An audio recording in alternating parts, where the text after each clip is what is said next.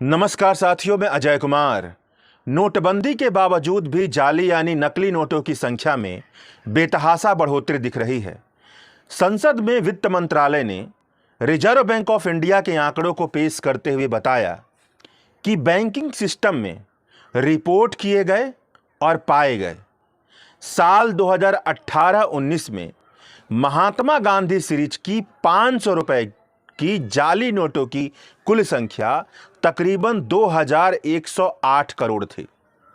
अब साल 2023-24 में 500 रुपए की जाली नोटों की कुल संख्या बढ़कर के 8571 करोड़ हो गई है।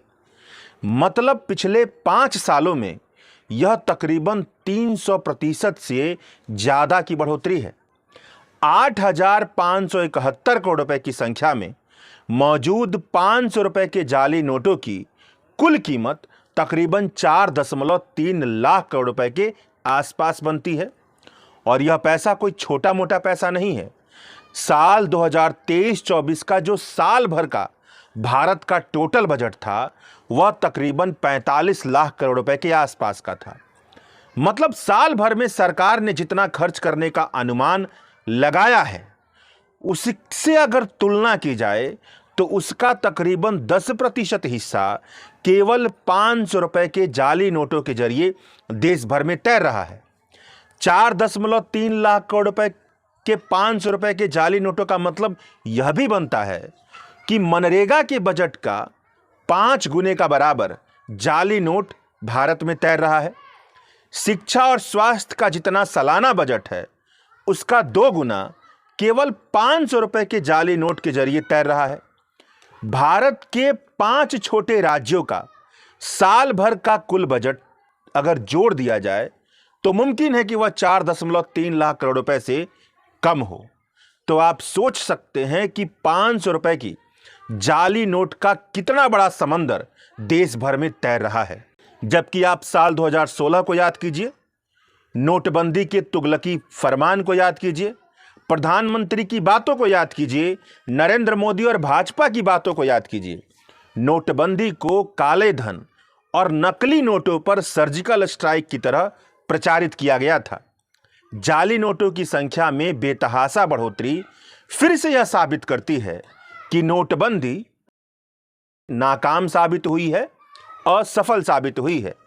नोटबंदी को लेकर के पिछले 7 साल में ऐसे न जाने कितने विश्लेषण पेश किए जा चुके हैं जो यह बताते हैं कि नोटबंदी जैसे फैसले का भारतीय अर्थव्यवस्था में किसी भी तरह का सकारात्मक असर नहीं पड़ा है। उल्टे भारतीय अर्थव्यवस्था को बहुत गहरा धक्का पहुंचा है। साल 2016 में नोटबंदी का फैसला लागू करने के बाद कि अखबार के कतरनों को उठाकर पढ़ा जाए तो यह भी दिखता है कि नोटबंदी जैसे तानाशाही फैसले की वजह से तकरीबन 80 से 100 लोगों की जान चली गई थी। अब बताइए कि वैसा फैसला लागू किया गया था और उसका कोई असर नहीं दिख रहा है। अब जब जाली नोटों पर बात चली है तो थोड़ा काले धन पर भी बात कर लेते हैं, थोड़ा कैश पर भी बात कर लेते हैं। रिजर्व बैंक ऑफ इंडिया के आंकड़ों के मुताबिक भारत की पूरी अर्थव्यवस्था में सितंबर 2024 तक बैंक से लेकर के जो अलमारी के नीचे पैसा छिपाया जाता है और चटाई के नीचे पैसा छिपाया जाता है, चादर के नीचे पैसा छिपाया जाता है, उन सभी पैसों को जोड़ दिया जाए जो नकद में है तो वह तकरीबन 34 लाख करोड़ रुपए के आसपास कैश घूम रहा है।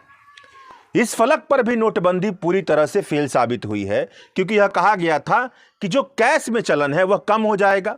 साल 2016 में नोटबंदी से पहले भारत की अर्थव्यवस्था में कुल 17 लाख करोड़ रुपए का कैश मौजूद था और अब देखिए यह 2 गुना हो गया है। मतलब नोटबंदी की वजह से कैश में ट्रांजैक्शन करने का कहीं से भी जो चलन है वह कम नहीं दिखाई देता है। यानी बहुत बड़ी लेवल पर कैश में ट्रांजैक्शन हो रहा है। मगर आप कहेंगे कि आपके आसपास तो सभी लोग डिजिटल पेमेंट के जरिए काम चला रहे हैं, कैश में तो लेन देन बहुत कम दिखाई देता है। आप यह कह रहे हैं कि कैश में लेन देन बढ़ा है, जबकि सब लोग यूपीआई चला रहे हैं, पेटीएम चला रहे हैं, भीम ऐप चला रहे हैं, फोन पे चला रहे हैं। तो इसका जो जवाब है वह यह है कि आंकड़ों के मुताबिक देखा जाए तो जो कुल डिजिटल ट्रांजैक्शन हो रहा है, मतलब ये ऐप के जरिए जितने भी ऐप हैं उनके जरिए तो उसके जरिए जो डिजिटल ट्रांजैक्शन होता है उसमें जो 80% हिस्सा है वह 2,000 रुपए से कम के लेन देन का है। मतलब जो छोटी मात्रा में लेन देन हो रहा है वह डिजिटल पेमेंट के जरिए हो रहा है। मतलब जहां पर बड़ी मात्रा में पैसों का लेन देन होना है वहां पर कैश चल रहा है।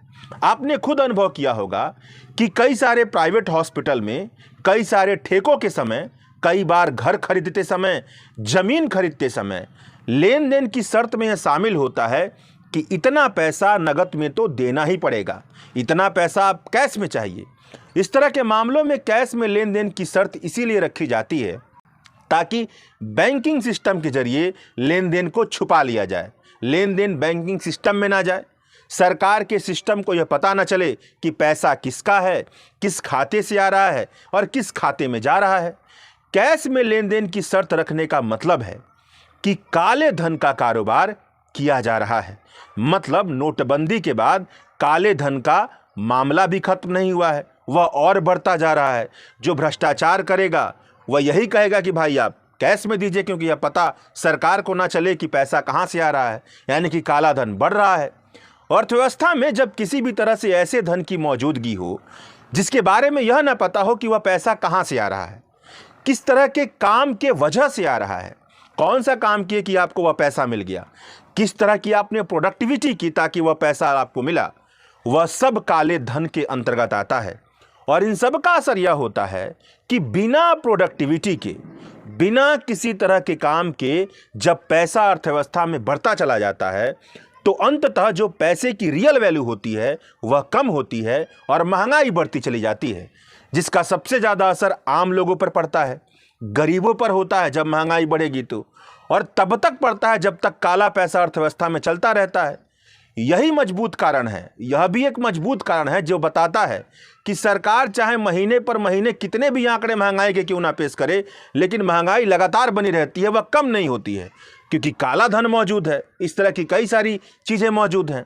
अब अंत में चलते चलते अर्थव्यवस्था की बर्बादी को बताने वाला एक और आंकड़ा देखिए। लोकसभा में पूछे गए एक प्रश्न के जवाब में वित्त मंत्रालय की तरफ से संसद में यह आंकड़ा रखा गया कि बैंकों द्वारा वित्त वर्ष 2023-24 में 1.7 लाख रुपए के कर्ज को राइट ऑफ कर दिया गया है और पिछले 5 साल में करीब 9 लाख करोड़ रुपए से ज़्यादा बैंकों ने कर्ज को राइट ऑफ कर दिया है। मतलब यह हुआ कि कर्जा तो बैंकों ने 9 लाख करोड़ रुपए से ज़्यादा दिया 5 सालों में, लेकिन वह पैसा मिला नहीं, ना मूलधन मिला ना ब्याज मिला। अब वह बैंक के एसेट में दिख रहे थे। जब एसेट में वह दिखेंगे तो इसका मतलब होगा कि बैंक की बैलेंस शीट से बैंक अच्छी स्थिति में दिखाई देगी, लेकिन पैसा तो मिला नहीं है। और जब पैसा मिला नहीं है तो यानी कि बैंकों को ज़्यादा टैक्स देना पड़ेगा। इसीलिए बैंक वाले राइट ऑफ का ये सहारा लेते हैं और राइट ऑफ करते रहते हैं, जो यह भी बताता है कि अब वह पैसा तकरीबन डूब गया। भले बैंक वाले कहे कि उसकी जो वसूली है वह चलती रहेगी, लेकिन यह बात जगजाहिर होती है कि तकरीबन वह पैसा डूब गया। अब जब पैसा डूब गया, 5 साल में 9 लाख करोड़ रुपए से ज़्यादा का पैसा डूब गया, तो इसका मतलब क्या बनता है? इसका मतलब यह बनता है कि बैंक कैसे चलता है। बैंक इस तरह से चलता है कि बैंक में आम आदमी अपना पैसा जमा करते हैं और उस पैसे को लेकर के बैंक वाले कहीं इन्वेस्ट करते हैं, किसी को कर्ज देते हैं, और उस पर जो कमाई होती है उस कमाई के आधार पर बैंक वाले हमें और आपको, जो हम आम आदमी हैं, जो बैंक में पैसा डिपॉजिट करते हैं, उस डिपॉजिट पर ब्याज दर मिलता है। जब बैंक को लाभ होगा तभी तो ब्याज दर बढ़ेगा। जब 9 लाख करोड़ रुपए बैंकों का डूब गया, वह कमाई जो हमने और आपने बैंकों में जमा की है, डिपॉजिट की है, उसका बहुत बड़ा हिस्सा इस तरीके से लाख करोड़ रुपए में सालों साल डूब रहा है। इसका मतलब यही हुआ कि लाभ तो बैंकों को कम होगा, और जब लाभ बैंकों को कम होगा तो जो ब्याज मिलना चाहिए आम आदमी को बैंक में रखे गए पैसे से, वह हमेशा कम होता चला जाएगा या वो बढ़ेगा ही नहीं। और आप देख रहे हैं, आदमी शेयर मार्केट में पैसा लगाता है तो ज़्यादा कमाता है, लैंड में पैसा लगाता है तो ज़्यादा कमाता है, वही बैंक में रखता है तो उसको कुछ भी नहीं मिलता है ब्याज के तौर में। यह इसीलिए होता है। अब यह पैसा डुबा कौन रहा है? आम आदमी या कोई किसान या कोई दुकानदार या कोई लघु उद्योग वाला जब जा कर के बैंक से कर्ज लेता है तो भले उसे कर्ज मिल जाए, लेकिन बैंक वाले उससे वसूली कर लेते हैं। लेकिन वैसे लोग जो बड़े बड़े धन्ना सेठ हैं, पूंजीपति हैं, जिनका गठजोड़ नेताओं से है, वह प्रोजेक्ट के नाम पर पैसा उठाते हैं। अपनी ही कंपनी होती है, उनकी कंपनी दिवालिया भी नहीं निकलता है, लेकिन उस प्रोजेक्ट का दिवालिया निकल गया होता है तो पैसा भी क्या होता है, डूब जाता है। और इस तरह से बहुत सारा पैसा अमीरों ने डुबाया है और उनको कर्ज नेताओं की वजह से बैंकों से मिल जाता है। अमीर क्या करते हैं, वो पैसा ले जाते हैं अपने पास, उसको अय्यासी में उड़ा देते हैं, प्रोजेक्ट सही से काम नहीं करते हैं, प्रोजेक्ट नहीं लगता है जिसके लिए पैसा दिया गया। जब प्रोजेक्ट नहीं लगा, जब वो पूरा का पूरा जिसके लिए पैसा लिया गया था वो कारोबार खड़ा ही नहीं हुआ, इसका मतलब पैसा तो उतना चला गया, लेकिन उसके बाद जो रोजगार बनना चाहिए वह रोजगार भी पैदा नहीं हुआ। यानी कि अर्थव्यवस्था में वह भी पैसा जाकर के फंस गया। अब उस पैसे की भी कोई उत्पादकता नहीं है, और उस पैसे की जिसकी उत्पादकता नहीं होती है, अंततः वह क्या करता है, अंततः वह जाकर के फिर से महंगाई बढ़ाता है, या उसके पास चला जाता है जिसके पास पहले से ही खूब पैसा है। यानी कि आर्थिक असमानता। ये जो स्ट्रक्चरल कमियां हैं जो हमारी अर्थव्यवस्था में लगातार मौजूद हैं, इन्हीं स्ट्रक्चरल कमियों की वजह से यह है कि ना रोजगार पैदा हो रहा है और महंगाई लगातार बढ़ती चली जा रही है। शुक्रिया।